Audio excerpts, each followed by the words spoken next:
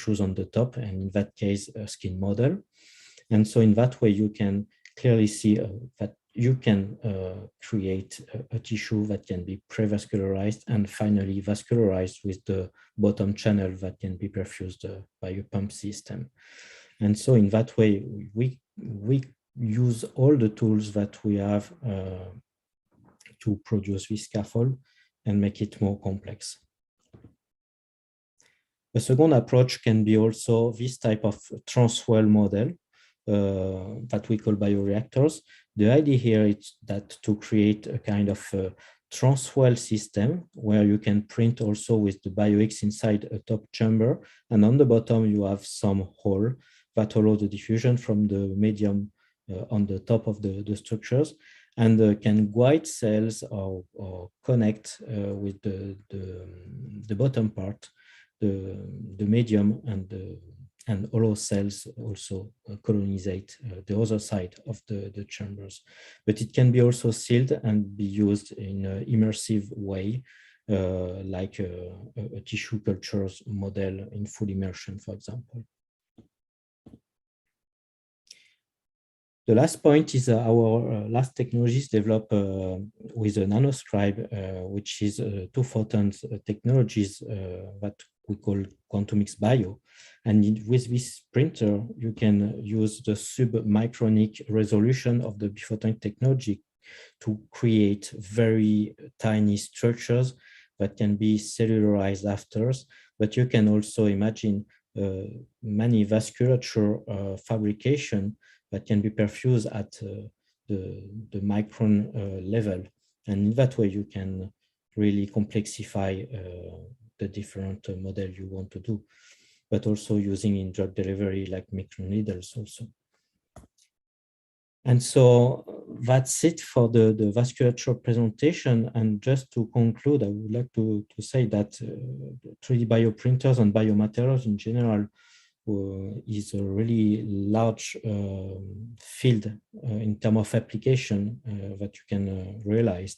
And vasculature is one, and organ on chip as well, but we have also all things regarding food productions. You can imagine producing meat and also with the vascular system inside. I don't know, but the possibilities are very large in terms of bioprinting, and we are just at the beginning of the story of bioprinting, and I hope it will continue to go more and more far in terms of technologies and the tissue engineering solution.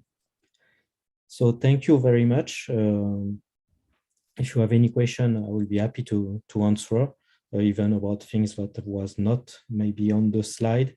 But yes, thank you very much, and join the bioconvergence revolution, of course. Thank you.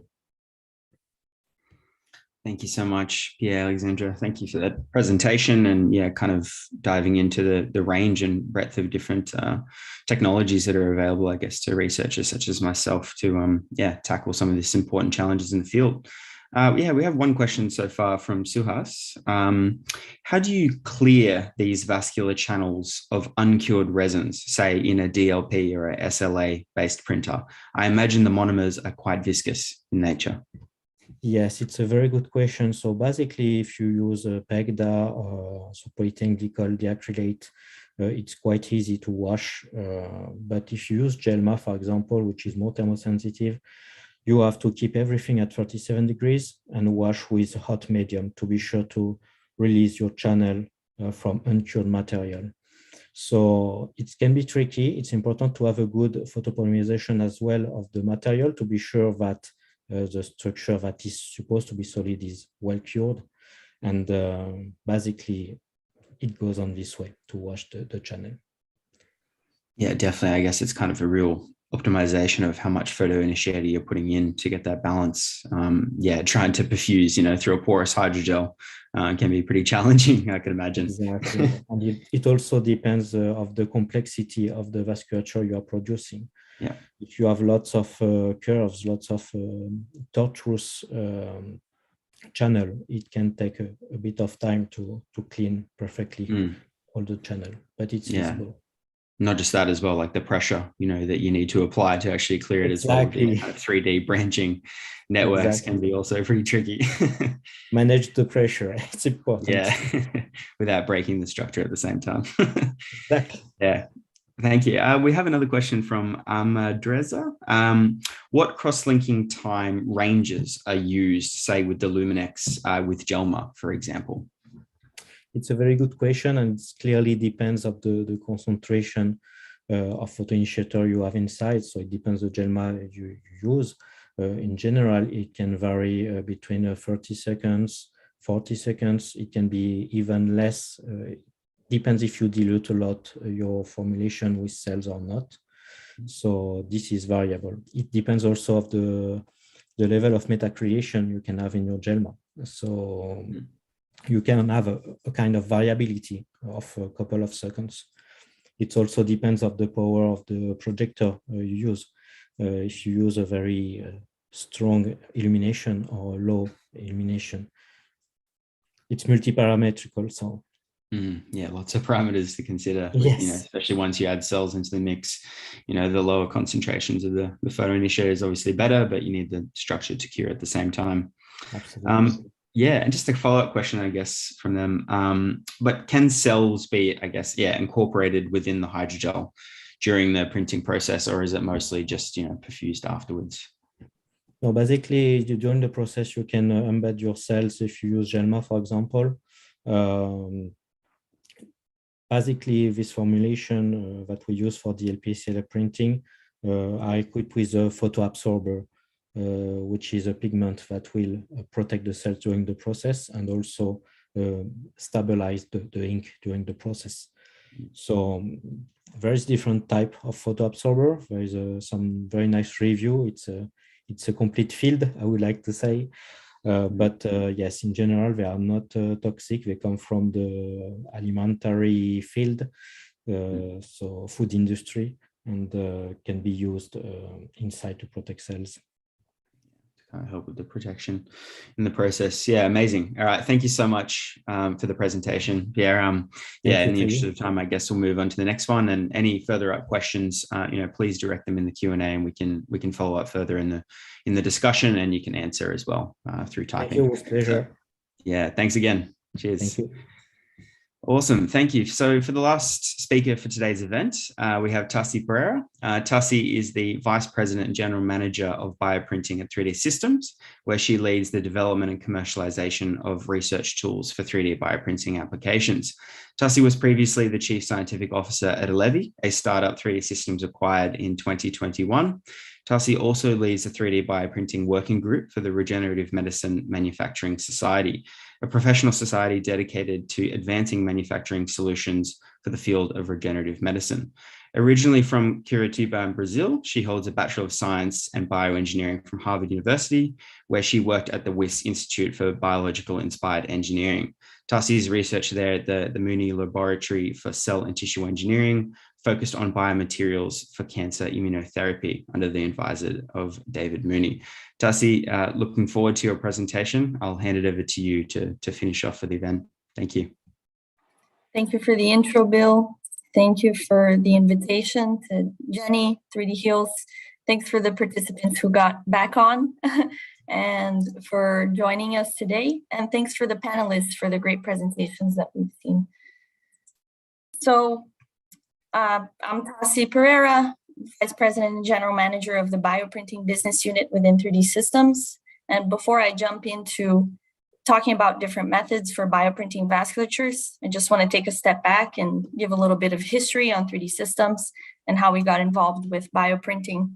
So 3D Systems was founded back in 1986 by our founder, Chuck Hull, who today is our CTO for regenerative medicine.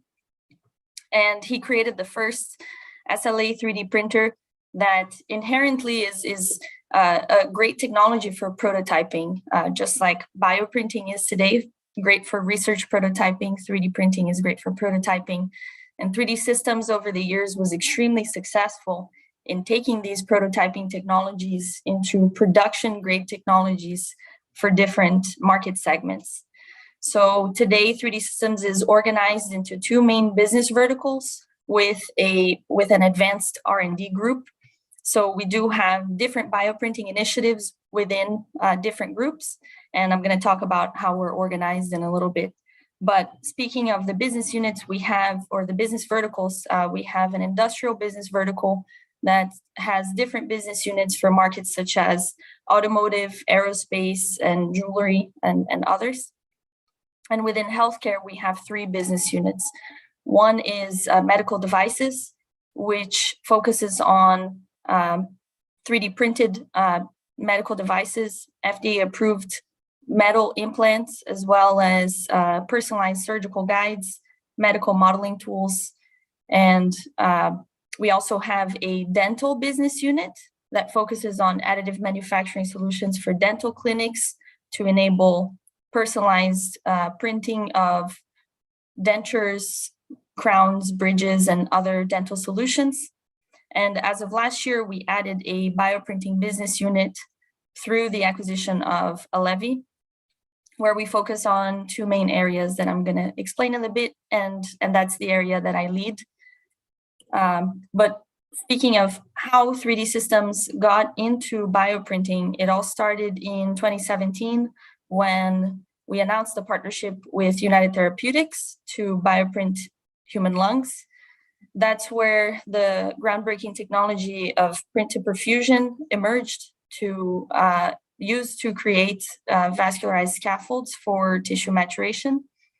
Then also, as I mentioned, there was the acquisition of Alevi back in May of last year, which, as Bill explained, is a company that focuses on creating research platforms, mostly extrusion-based bioprinting technologies, materials, and software for research in the field of tissue engineering, material science, and others. Also, with the success of the program with United Therapeutics, we announced the acquisition of Volumetric last year and the expansion to help accelerate that program and to expand to 2 additional organs. So now going into how we divide some of our initiatives, I mentioned we have an advanced R&D group within the company. That's where our regenerative medicine initiatives lie, where our founder, Chuck Hull, who's the CTO of regenerative medicine, leads that group with Dr. Jordan Miller, who's our chief scientist of regenerative medicine, and they focus on the development of organs and tissues, and that will not be the scope of the presentation today. We do have the bioprinting business unit within the healthcare business vertical, as I explained, where we focus on 2 main areas. One is the commercialization of hardware, software, material, and service solutions for research applications. And the other is the internal development of applications using tools that we have commercially and internally to develop tissues that can be used for specific market segments, such as drug discovery and development. So now jumping into the subject and then the topic of bioprinting vasculatures. Since the beginning of tissue engineering, there was a lot of excitement with the potential of tissue engineering to resolve several issues. And one of the main challenges, as Jenny mentioned in the beginning, in the introduction of this panel, one of the main challenges is vascularization, or has been vascularization. And to ensure that the tissue can stay alive and large tissues can stay alive for prolonged periods of time. Since the beginning of tissue engineering, different groups from the research community have been working on resolving this challenge, and different technologies have emerged to overcome it. And bioprinting is one of those key technologies with different modalities that can be applied to specific applications and solutions within the space. So one example is the usage of extrusion-based methods that enable the usage of a wide range of materials to create different tissue constructs, but that do have limited architectural complexity in terms of the vasculatures that can be created with it. Other methods, such as light-based methods, DLP, tomography, 2-photon polarization, enable extremely complex architectures with some material limitations. but I am going to go over some of the work that has been done both by different teams within the company that show the usage of some of our technologies, and even taking it further and creating assays based on these technologies.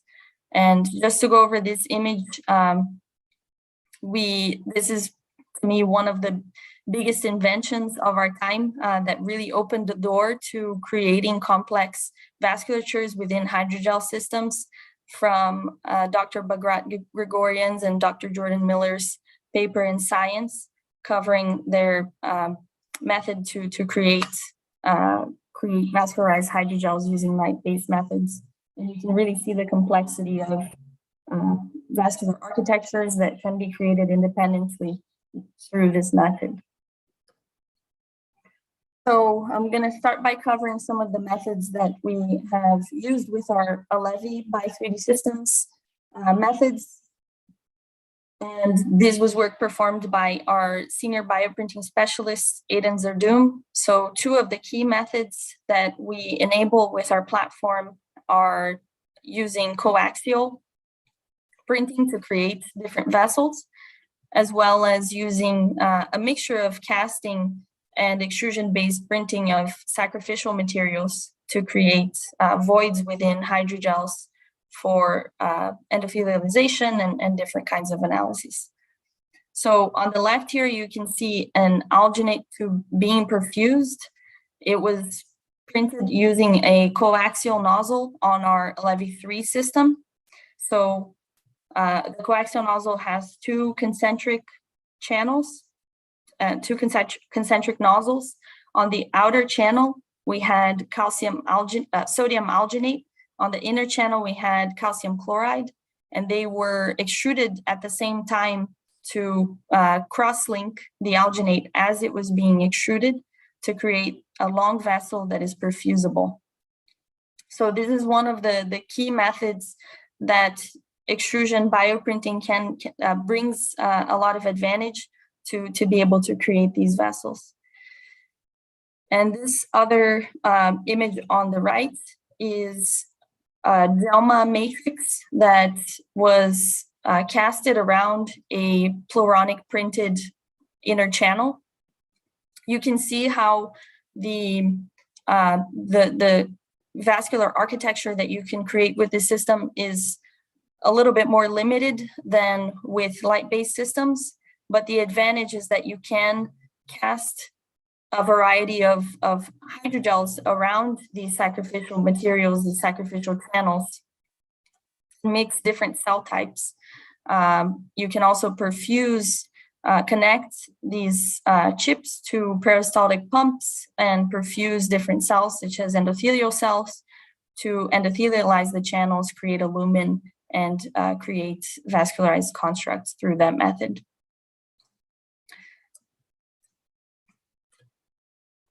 Another example of our extrusion-based technology from Alevi being used for vascularization and to even take it a step further and perform further analyses on these systems is the work done by Dr. Shrike Zhang. So he used the coaxial system and the Alevi 2 to create a tumor-on-a-chip that not only has a blood vessel for delivery of anti-cancer agents, he also has another channel that's a lymphatic vessel, so that within the same system, you can mimic both delivery of anti-cancer agents as well as drainage.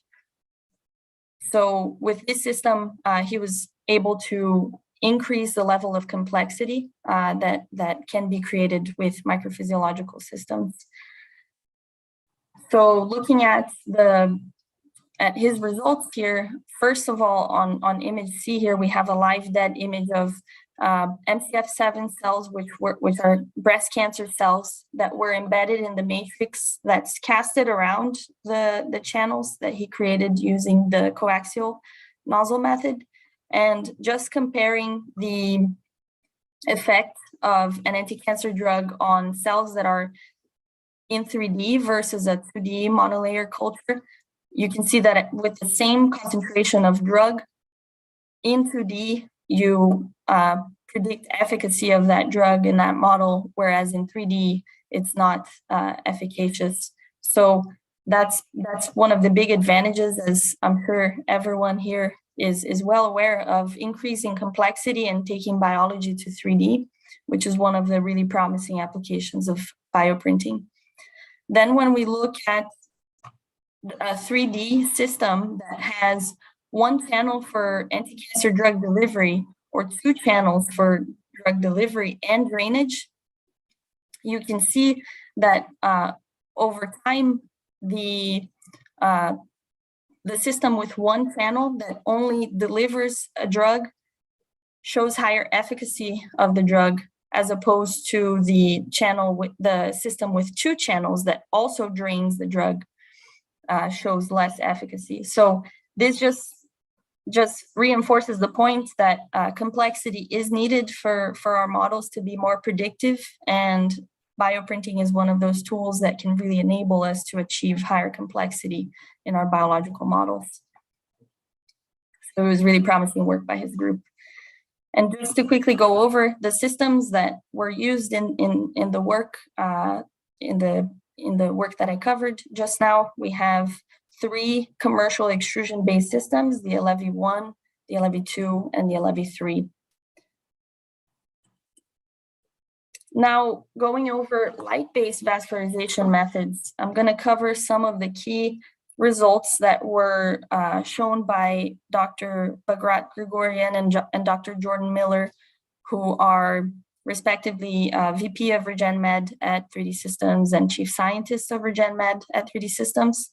So with their work published in Science, they were able to create vascularized hydrogels that had distinct vascular architectures here. This is a serpentine model where there was one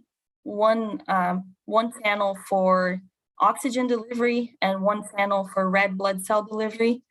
And over the course of flow within the system, you can see the oxygenated red blood cells that are being perfused through visually change color to bright red, which represents that there is oxygen perfusion happening, and the red blood cells are being oxygenated within the system.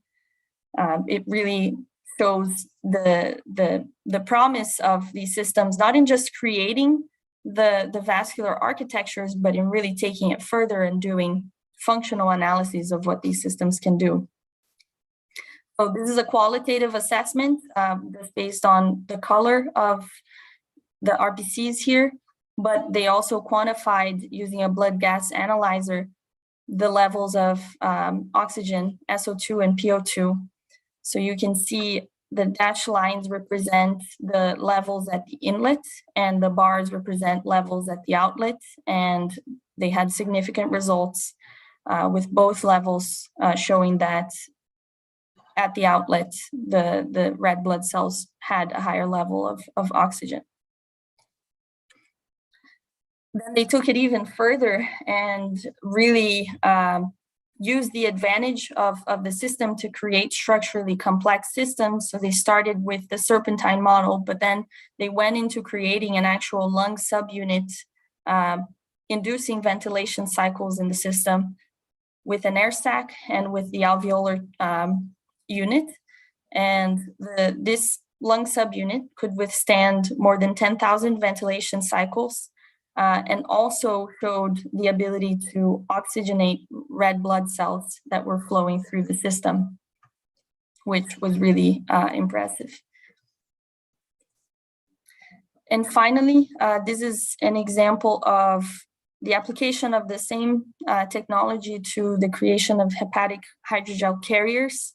So they used the system to endothelialize channels with human endothelial cells, HUVECs, and hepatocytes, and they were able to implant that into mice. And on day 14, when they did histological analysis of their results were that the fibrin gel physically entrapped into the tissue, and they also were able to show albumin promoter activity through that. So these are some of the methods, some of the most promising methods out there using bioprinting to create vascularized constructs. There are still many challenges to resolve, and we do need the work of the entire community to continue progressing in this area. So if anyone is interested in learning more about our Alevi systems or in